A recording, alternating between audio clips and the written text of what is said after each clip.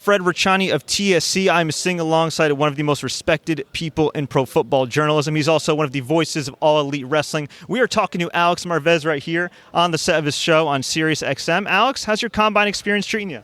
It's treating me well because I got to see, AEW Dynamite last night, obviously, and that's obviously a thing near and dear to my heart. It's good. Fred, every year we come here, there's 337 young men chasing a dream here, right? They all want to be in the NFL. Not all of them are going to make it. But you get to meet some people, and there's some incredible stories. And that's the thing, I'm 48 years old now, and things that I used to take for granted, I don't in a lot of ways, and I look at things a little bit differently. And just the fact, some of these young people have overcome incredible tragedies.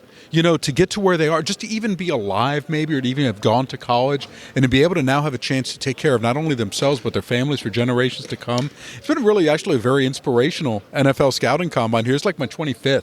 And I probably enjoyed this one more than any other just because the kids have been great. And what you see, too, it's not – when I first started coming here in the mid-'90s, not every player was equal. There were some that obviously had just majored in football, if you know what I mean.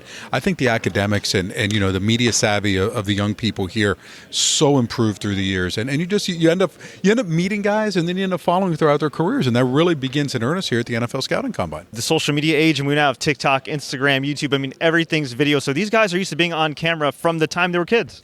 And some of them just love it. And some of them take advantage of it. Listen, we had one player, Terrell Lewis of Alabama, who majored in marketing because he wants to market himself. It's a brilliant idea. And, who better to invest in than yourself, right? So I think there's that. I think they're more aware of the way things go. And listen, people consume news differently. That's been one of the big changes in like my world, for example, going from the newspaper world and realizing it's not a world that may be around forever. But even though we do have online publications, but how things have changed to where I'm full-time now at Sirius XM and also working with All Elite Wrestling. But the evolution changes of how the media is consumed, and we're with a generation that much better with video, much better with short amounts of video as well in terms of TikTok and things like that. And believe it or not, while you are a decorated football journalist and broadcaster, I actually discovered your work reading a little publication called The Wrestling Observer, and it's pretty incredible to see your journey from being a writer with The Wrestling Observer with Dave Meltzer to now doing All Elite Wrestling while still covering the NFL. What came first for you in your life, your love for pro wrestling or your love for pro football? My love of pro wrestling, and it's funny because I go back to late February of 1987, and my first Wrestling Observer of March 2nd, 1987, and this was right before WrestleMania 3, Andre the Giant against Hulk Hogan, Randy Savage against Ricky Steamboat, two of the most iconic matches in the history of pro wrestling. And I was going to a show I grew up in South Florida. I was going to a show at the Miami Beach Convention Center, and before we came in, I was talking, and the doors open. I was talking to a gentleman who said, and we're going over all sorts of stuff and how much I love Mid-South Wrestling, all this. I'm just a diehard fan. And he goes, "There's this publication out in California I think that you might be interested in getting. It's called the Wrestling Observer Newsletter. Take the leap of faith. It was $6 for 4 issues. Send the $6 and see, tell me what you think." And I did. And when I first got it and saw, oh my God, these are these guys' real names. Oh my God, this is what's going to happen in the future. Oh my God, this has already been taped for television. Brother, I was blown away, and it completely changed my life. I remember being 6 years old watching with my dad on Championship Wrestling from Florida. My parents knew that if they wanted a happy me, make sure I'm in front of a TV set at noon Eastern time on a Saturday when Championship Wrestling from Florida was on. Otherwise, there would be a complete meltdown. And so, but then I started to become friends with Dave after reading The Observer and, started to branch out. And in 1989, I had the chance to write a wrestling column for the Miami Herald. It was a bi-weekly column. It became so popular, it became weekly. I kept it up through 2012. Really, my love of wrestling faded. I'm not a WWE person. I don't watch the product. I'm not a fan of Vince McMahon or his family and the way that they treat people. So that being said, I had gotten away from wrestling. But then, someone else who read me growing up, Tony Khan of the Jacksonville Jaguars, I met him at Jaguars training camp. And he said, yeah, we're talking football, but also I read you with wrestling. And so we just became really close friends through the years. And a couple years ago, the Colonel was planning in his mind of launching All Elite Wrestling. And I'm very fortunate to have been there every step of the way, just trying to help in whatever way I can. And I'll tell you what, it's been so enlightening too. I've never worked for an NFL team. I've always had interest in doing so because you find out what's on the other side of the curtain. I was a beat writer for a long time, and I still only felt I knew about 25-30% of what really went on. Well, when you work in a wrestling company, you understand why some things are done the way they're done, how some people really are, the personalities, et cetera. And I can just say this, the roster we've assembled, it's not just great wrestlers. They're great people. and they're interesting people. It's just been a true joy to just have involvement in this, and that's the only downside about being at the NFL Scouting Combine. I love my SiriusXM job. I'm not going to get fired for saying this, but I really do miss when I'm not around every Wednesday, the crew at All Elite Wrestling. It's incredible. I mean, here we are a little over a year since AEW first officially formed. They got the Revolution pay-per-view coming up at the time we're doing this interview. They just got extended by TNT, got a big money offer. Congratulations on that. A lot of fans are watching. They have their pros, they have their cons. But what's one positive and tangible that the fans, observers, don't see on TV, something that makes the AEW stand out from all the rest? What I think it is because it's an organic product. If someone has an idea, they can run with it. You know what I mean? There's a creativity there. People don't feel stifled, and it's a loyal company. Look, if you're not good at something, if something doesn't immediately resonate with the fans and they have to scrap it, they're going to give you another chance. I mean, when you look at, and again, I'm not a WWE watcher, but I read about the business through the Observer and other places. And look, reality is some people, they get one shot. Think about the WCW invasion back in the early 2000s. It didn't work, and all of a sudden, a whole group of talent gets buried over one bad idea. And then, and it wasn't even a bad idea; it was just bad execution. Not us. I mean, you're there for a reason. And that's what I think was so amazing about the roster that's been assembled. Everyone contributes something different. And I got to say this, too.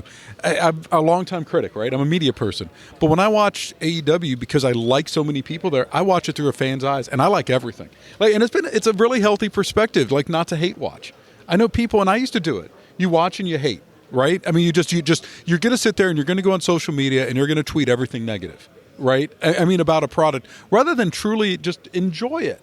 And like I've tried to watch it as a mainstream fan, and again, not everything is great. I admit that, but you know what? I'm entertained, and I just know that the people's hearts are in the right place there. I think that's what separates it, and it does have a very nice old school feel to it for the lapsed fan, if you will, that stopped watching once Vince McMahon and his family gained prominence with the wrestling company they have. When it comes to media and covering football or pro wrestling, sometimes reality is indeed stranger than fiction.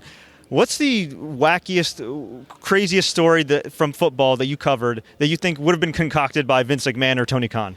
Well, gosh, I mean, with some things, I mean, it isn't funny, but I mean, you think about stuff like Aaron Hernandez, like how crazy that situation was, and you're like, what?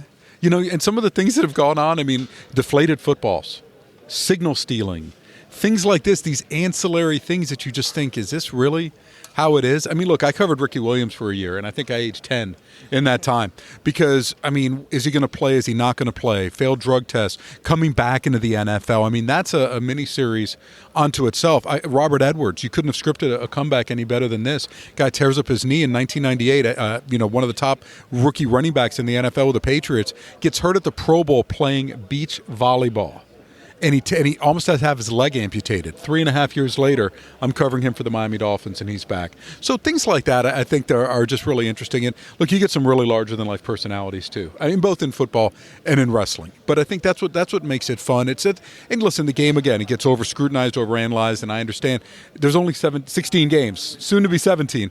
But so we blow those games up. But that's, I think, part of the fun of football, and also what's fun too, waiting for the next season to begin. By the time the preseason comes around, you're actually interested in watching the Hall of Fame game, and then you realize, wait, this is preseason football. I don't want to watch this. But it does. They do an incredible job building anticipation through events like the NFL Scouting Combine, through events like the NFL Draft, and all the mini camps. I feel like you've had more job titles than the Young Bucks have had titles. How many job titles do you have nowadays? I've narrowed it down. Just working at SiriusXM, NFL Radio, working at All Elite Wrestling. I've worked in the past in the newspaper business, the Miami Herald, the defunct Rocky Mountain News, the South Florida Sun Sentinel. I worked at Fox Sports for a decade, and I worked at Sporting News. I mean, but the business continues to evolve, and it's just very interesting. I think it's like this in a lot of walks of life now with how much technology has come along that, the job that you start with is probably not going to be the job you finish. When I was growing up, Edwin Pope was at the Miami Herald as a columnist for, 40 some odd years. I mean, those days aren't going to happen. So you have to keep changing with the times, embrace new technology, don't be scared, and you should do okay. What's the best piece of advice you give anybody that's hoping to get in your position? Just work 24 hours a day. Work. I mean that. Just seriously, don't stop working. And you're going to get no. You can take it for an answer, but try something else. In all seriousness, if you're passionate about something, and try to spend as much time as you can around it, try to learn about it, look for ways to advance, and understand success doesn't come immediately, and listen. Big thing, keep your ears open. Listen, you don't have answers for everything if you're a young person. Trust me, I was there. I don't have answers now. Shutting up has been one of the best things I've done in my life, and learn from people that have been there and done that. That's one of the best pieces of advice I can give. Wise words from a wise man. And where can fans find your show on SiriusXM and you online? You can find me online on Twitter at Alex Marvez. You can find SiriusXM NFL Radio, usually working weeknights, 7 to 11 p.m. Eastern Time, except for Wednesday nights.